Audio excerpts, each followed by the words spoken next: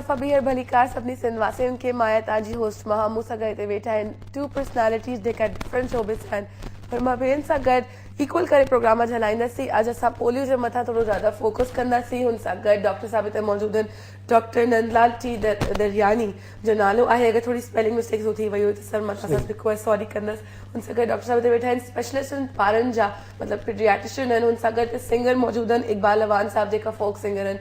तव्हां असांखे कॉल करे सघो था 0213 डायल कयो 4541 ते कॉल कयो, पंहिंजा सवाल कयो, पंहिंजे ॿारनि जे मुतालिक़ कोई सवाल करण चाहे त ज़रूरु कयो। Be my guest and call me and will शाम असां तव्हांखे शामिल कंदासीं असांजे लाइव शो में। हुन सां गॾु तव्हां सां गॾु ई कंटिन्यू कंदासीं। थोरी सी देरि सां सिंगर साहब सां बि कंटिन्यू कयूं था पर हिकिड़ो टॉपिक कंप्लीट करे छॾियूं। तव्हां जीअं ॿुधायो पिया त हिकिड़ी स्कीम जेका ई हलनि थियूं, जेका फुटेजिस हलनि पियूं, असां ॾिसूं पिया पोलियो जे मुतालिक़। मूंखे यादि आहे, मां नंढी बि हुअसि, तॾहिं खां मूंखे यादि आहे त हेतिरो हिनखे आम कयो वेंदो आहे स्टार्टिंग खां। मतिलबु हाणे आई एम 22 years old, त इतनी सारी शयूं जेका असांजे मुल्क में आहे पर पोइ बि ही ख़तमु न थियो थियनि जी। छा lack of what is lack of it? Because in China जे बारे में अगरि असां ॿुधूं त 4 साल ताईं लगातार हुनजो जेको स्कीम हले पई, हुन सां गॾु पोलियो हाणे हुन ख़तमु थी वियो आहे, त हिते छो ख़तमु नथो थिए? छा प्रॉब्लम आहे? मां सम्झां थो असां वटि ॿ वॾा प्रॉब्लम्स आहिनि। हिकिड़ो तालीम जी घटिताई, उनजे करे माण्हुनि में सम्झ घटि आहे, ज़िमेदारी घटि आहे।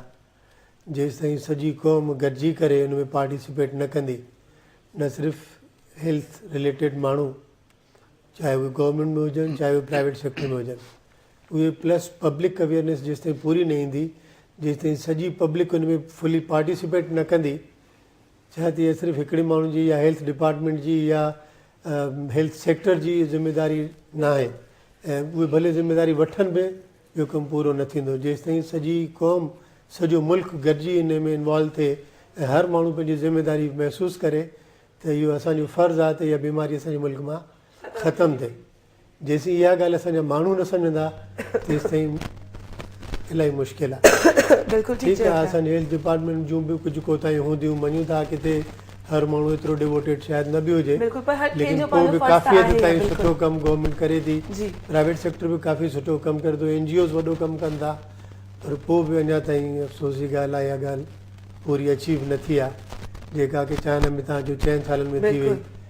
When I was a student, उन वक़्तु मूंखे यादि आहे फिनलैंड मां हिकिड़ो डॉक्टर आयो, उन ॿुधायो त हुननि 10 सालनि में 6 बीमारियुनि जो ख़ात्मो करे छॾियो। हा बिल्कुलु, जेका शयूं आहिनि बिल्कुलु माण्हुनि जी पंहिंजी बि ज़िमेदारी आहे, ॿियनि खे ब्लेम करण सां कुझु नथो थिए। इन करे त जाइ जाइ ते माण्हू वेंदा आहिनि पोलियो जे लाइ, उनखे को बि सुठो वेलकम नथो करे, को बि पंहिंजे ॿारनि खे खणी नथो अचे, त ऑब्वियसली हेल्थ डिपार्टमेंट जी को ग़लती कोन आहे हुनमें। काफ़ी माण्हुनि ॿियूं ग़लति ख़्याल बि माण्हुनि खे ज़हन में विझनि था, हिकिड़ो अवेयरनेस माण्हुनि ताईं हाणे ताईं न थी सघी आहे। माण्हू छाकाणि जो पढ़ियल न आहिनि, इन करे ग़लति ॻाल्हियुनि जो वधीक ध्यानु, हा सही रस्ते ते हली नथा। बिल्कुलु, उहा असांजी कोशिशि आहे त अॼु माण्हुनि खे ख़बर पइजी वञे जेका असांखे गांवनि ॻोठनि में या मुल्क खां ॿाहिरां या मुल्क में माण्हू ॾिसनि पिया, उन सभिनी सां मुंहिंजी ऐं सॼी टीम जी सभिनी जी रिक्वेस्ट आहे त पंहिंजे ॿारनि खे जेका पोलियो जे ड्रॉप हूंदा आहिनि उहे घणा इंपॉर्टेंट आहिनि। हेतिरो तव्हांजे ॿारनि जे लाइ को फूड यानी खाधे जी शइ बि इंपॉर्टेंट न हूंदी जेतिरो हू पोलियो जा क़तरा इंपॉर्टेंट आहिनि। इन करे त हुनजी सॼी लाइफ हुन ते मैटर करे थी। त प्लीज़ मुंहिंजी रिक्वेस्ट आहे, अगरि अहिड़ो क़िस्म जा माण्हू तव्हांजे घर ते ईंदा आहिनि त उनखे सुठे तरीक़े सां भले हुनजो कार्ड वठी छॾियो, इंफॉर्मेशन वठो, पर पंहिंजे ॿारनि सां गॾु ई ज़्यादती कोन कयो, उनखे पोलियो जा क़तरा प्लीज़ पिरायो ताकी हू उनके अॻियां वञी को प्रॉब्लम ना हो जाए, वो भी असां वांगुर नॉर्मल जिंदगी गुजारें। उन सर आपसे कंटिन्यू करेंगे। इकबाल अवान साहब, काफी देर आपको वेट कराया हमने, थोड़ा पोलियो की आवाज से बात कर रहे थे। थोड़ी गलती मैंने स्टार्टिंग में की, मैंने कहा आपको PTE से आपने स्टार्ट किया था, लेकिन आपने स्टेज से स्टार्ट किया। सबसे पहला शो आपको याद है आपने कहाँ किया था? सबसे पहले तो मैं शुक्रिया अदा करता हूँ सिंध TV का, आपका और मेरे बहुत अच्छे दोस्त आबिद नवीर साहब जी, जो कि हमारे ऑर्गेनाइजर भी थे, उनके साथ मैंने शो भी किए जापान में, बैंकॉक में, उनका शुक्रिया अदा करता हूँ। सबसे पहला शो तो मैंने शोकिया मैंने स्टार्ट किया था। एक शो कमर्शियल शो था गुरु मंदिर में, गुलिराना क्लब में, वहाँ मैं टिकट लेके बैठा हुआ था जी। तो वहाँ ये हो गया कि कोई पेमेंट्स पे मसला हो गया आर्टिस्टों का, तो शो लेट होने लगा। तो अचानक इतना होने लगा कि वहाँ मार धाड़ की नौबत आई। तो एक सादिक अशरफ हमारे ऑर्गेनाइजर भी थे और म्यूजिशियन थे, उनकी नज़र मुझ पर पड़ी, उन्होंने मुझे सुना हुआ था, तो उन्होंने मुझसे रिक्वेस्ट की कि आप प्लीज़ आके एक दो गाने गाएं वो कमर्शियल शो में। तो मैं बड़ा घबराया, मैंने पहले इनकार किया, फिर मैं रिक्वेस्ट की, फिर मैं चला गया। मैंने वैसे जाके तो बुल्ले शाह का कलाम मैंने स्टार्ट किया जी। और वो माशाल्लाह पहला गाने में मुझे इतने हौसला अफजाई हुई कि पूरा मजमा बैठ गया और कंटिन्यू मैंने 5 गाने गाए, जो कि टिकट लेके बैठा हुआ था। 5 गाने गाए, मैं हिट हुआ। और सेकंड डे मेरा अखबार जहां में तस्वीरें आ गई, जंग अखबार में। वहां से मैं मरहूम तलत रऊफ साहब अखबार जहां के बहुत बड़े हमारे वो थे कॉलम निगार, उन्होंने मुझे फिर जिंदा किया इस फील्ड में।